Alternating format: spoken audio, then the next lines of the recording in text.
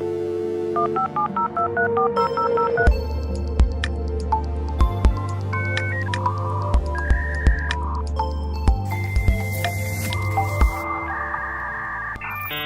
afternoon. My name is Tredger. Welcome back to ITWeb TV.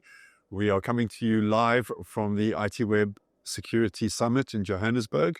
And this is also proudly brought to you by Snowd Technologies.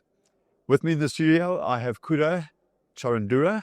He's the Director and Head of Cyber Advisory for Cybersecurity at SNG Grant Thornton. Thanks for being with us today, Kuda. Thanks for inviting me. So let's talk a little bit about the presentation that you're going to be giving today. The presentation is about hidden threats and using solutions to unearth and mitigate them. Can you give us an overview of some of the common blind spots that tend to go unnoticed? Yeah. So you realize that the number of cyber attacks are increasing. And the question is why? I mean, with all these technologies that is being deployed by organizations and businesses and a lot of training being done to employees, why are organizations still being attacked? And attackers are winning, as we speak. The reason behind that is the hidden threats or the blind spots.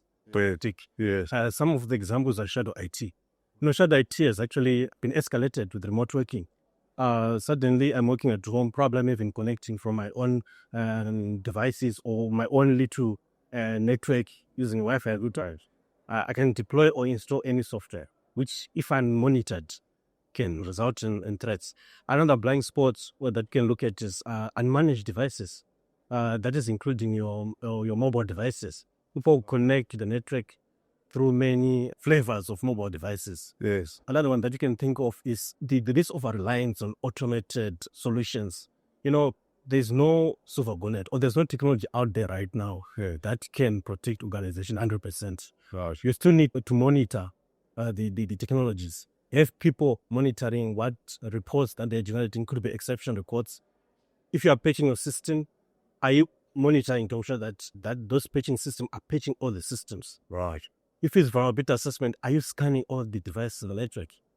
If it's a SOC, is the SOC ingesting or pulling logs from all the devices in the network, or all applications in the network? So there are always blind spots there. Another thing that is coming up is insider threats. Sometimes organizations tend to focus on the external threats, and quite a lot of organizations do external penetration testing. Yeah. Getting that the employees themselves can become disgruntled, can start doing things that can actually cause damage to the organization, access certain things they're not willing to access. Yeah. Or it could be intentional or unintentional. So it's very important to consider those are some of the few examples. I'm with you. And you also mentioned that there are some blind spots that are non-technical. So can you give us an example of a non-technical vulnerability that's often overlooked but highly risky? And what are the solutions for that? Yeah. They are now a lack of awareness with the employees. And when I say employees, I'm not just limiting it to normal employees. I'm also looking at further elevating it to the board. The board, most organizations, is blind. I mean, one of the fraud that is common is what we call CISO or CO fraud, where they target a CEO or CFO, or even send malicious emails pretending to be CEO or CFOs, targeting the finance department, and then using that authority. And information for CEOs and CFOs is all over the internet. It could be what they post in social media. It could be through interactions. So the board needs to bring you into awareness training as well. Right. The buy-in from management. Yes, buy-in. They need to be exposed to these cyber risks to have someone explain to them what cybersecurity is about, not just target employees. And then another example that I always give is when you look at awareness training is there's some employees that actually have access to almost everywhere. Yes. You might ask, cleaners. Most organizations exclude cleaners or cyber awareness training. They exclude such employees from even physical awareness training itself. Right. And hackers know that. They target those. Access certain areas in the building. I mean, that's something that's, I don't think the market sort of realizes, that everybody needs to be part of that discussion. That's interesting. So another factor is dormant accounts, right? And they're often ignored. How can companies build processes and manage these kinds of latent threats? Yeah, so continuous. I mean, you might have mentioned me about the I might have hinted on processes. Yes. That you find that you have technology, but technology sitting out there on its own doesn't mean anything.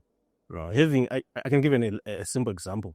Having a camera sitting there monitoring your premise or your yard without someone actually looking at what is happening, what is being recorded, what it is seeing, what it is looking at, that cannot not be effective. Right. The same applies to users sitting there doing accounts. If you don't monitor and have processes around reviewing what users access and also tracking those users that haven't been accessing the system, lying dormant in the system, having a process of deactivating them after a period of inactivity. Yes. And then also even going to the level of even demitting them from the systems. The hackers know and target them. Yeah. So you need to invest in processes to handle that. Even consider technologies like identity access management Yes. solutions to actually track the lifetime of a user across different systems. Right. Okay, that makes sense. So I'm going to ask you a little bit now about the average time for breaches within a system, right? So Cyan says the average time for a breach to go undetected is 146 days. IBM says 277 days to identify and report a breach. Either way, many businesses don't realize the attackers can be in their system for months. What early warning signs should organizations be looking for? Yeah, so suddenly you are accessing systems that you normally didn't access. So unusual access from different locations. You stay in say, suddenly you are connecting from China. Right. Or increase in CPU or traffic in the network. Also increase in help desk requests. Increase in unauthorized access to system, fraud logon items. Those are some of the total signs that you see that something is up. So the nature of traffic itself, how it changes from the norm, can help you identify such abnormalities. And artificial intelligence brings up that intelligence. If you deploy artificial intelligence enabled system, you can actually build a profile of what is normal, and then when something unusual suddenly happens, you can actually pick it up. Right. So you then have that level of prediction. Predicting an attack without evidence. That was actually going to be my next question: is how reliable do you think AI is in terms of being able to detect early, and give you that awareness advantage? Yeah. So AI, like I said, it gives you that benefit of actually being able to sort of build a profile of what is normal in your network, and then detect unauthorized or abnormal activities early, or even discern, actually predict. So this is suspicious. Nice. Let me alert the cybersecurity professional in the organization. Say there's potentially a threat coming, and of course it can actually build that threat intelligence specific to the organization. Yes. And also add on to your question, say that, like I said earlier, there's no silver bullet. No, it's not the panacea or remedy to, of course, cybersecurity. Of course, you still need to make sure that the AI solutions is well positioned in your network. It's very, very important. It's also because it has to learn the network. Right. Has it been exposed to the right infrastructure? That position is very, very important. Right. To actually be able to learn a profile, like a baseline, say that this is what is normal and this is what is abnormal. Yeah. And also have access to threat intelligence that is going out there as well. So the training aspect of the AI is very important. But again, remember, AI can actually hallucinate. It can make mistakes. Yeah. So you have to guard against that. Make sure that you also protect the AI itself. Because hackers are also now targeting AI systems. So we know that human beings are the weakest component of your security strategy, right? Your cybersecurity strategy. And we've just spoken about how AI can be used as a strategic tool. But how often should organizations be conducting security assessments of their environments? Yeah, that's a very, very, very good question, and I like that because it talks to what I said earlier. Right. That having all these technologies in the network, having all these sophisticated AI systems in the network doesn't mean anything if they are not monitored. If what they produce is not being digested and used to put insights or to being used to actually discern or predict threats coming. So it's very, very important to continuously have assessments. So I would say at a minimum, at least have a quarterly vulnerability assessments. Some of which even go to say a monthly, some even go continuous. And then penetration testing, I'll say annually, at least. There is a man saying that most regulations they at least they say at least you have to do at least one penetration test in a year. Okay. But again, bearing in mind that it also depends on the regulations. Some regulations require you to actually do frequent penetration testing. Right. I can cite the joint standards from Reserve Bank and FISCA targeting the financial services sector. Yes. It requires financial services organization to do annual penetration tests. And I would say also conduct security tests. Because penetration testing on a bit are targeting technology. Yeah. Also test your employees. Yeah. Test your processes. Simulation attack. Simulation attack, cyber simulation, cyber war games, Yeah. scenario-based attack. Test your business continuity to do plans to check if it can be able to protect you or to help you recover when there's a cyber attack. Right. It's very important. And then you can change certain things, add certain things, take certain things away to make your security posture stronger, right? We talk about threat actors are becoming more sophisticated. Where do you think organizations should be investing their focus over the next 12 to 18 months? Yeah, I would say definitely, I mean, we've touched on it. Yeah. Artificial intelligence, one of those things that I've picked up from the events that it's a wonderful event, is the everyone's talking about artificial intelligence. Yeah.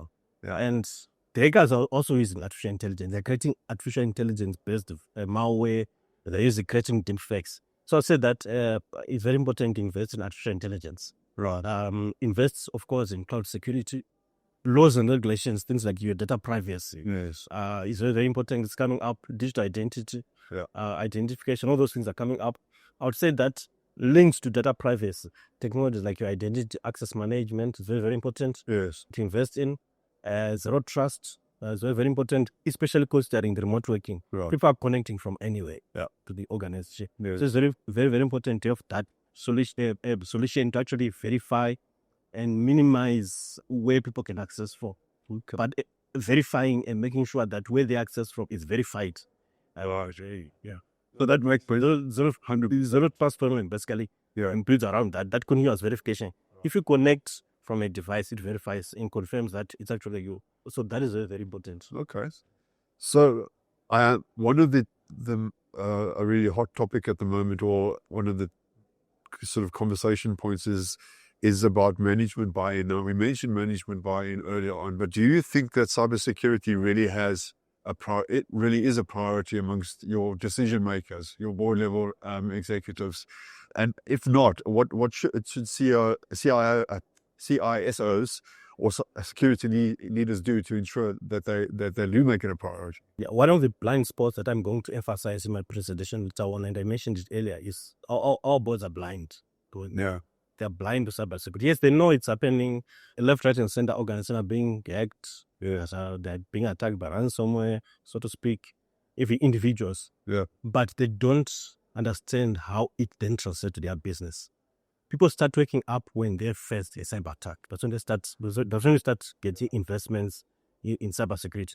So I say that it's very important for CISOs, CIOs, IT security specialists to actually articulate or explain cybersecurity in business terms. Yes. Translate all this technical jargon into what it means to the business. Right. Because that mindset of we're too small or it can't happen to us, it's still pretty pervasive, right? I mean, there's a constant need to convince and explain the business case for cybersecurity, isn't it? Exactly. And if I say cybersecurity should have a seat at the table. Yeah. On the board, you should be sitting there. Yeah. And also it's very important to have continuous awareness training, targeting the boards as well. Yes. Include them in the cyber awareness training programs that you have. On the agenda, yes. You have cybersecurity risk sitting there. Discuss it. Look at reports. But I have to question, cybersecurity specialists, CISOs, like these big reports. You need to make it digestible. Right. By using dashboards. I prefer dashboards. A one-page dashboard showing what is sitting where, how it impacts the business. It's easier to digest. Yeah, which makes a lot of sense. Yeah. Kuda, thank you very much for your time. It was great to speak with you today. Please stay with us. There's more to come.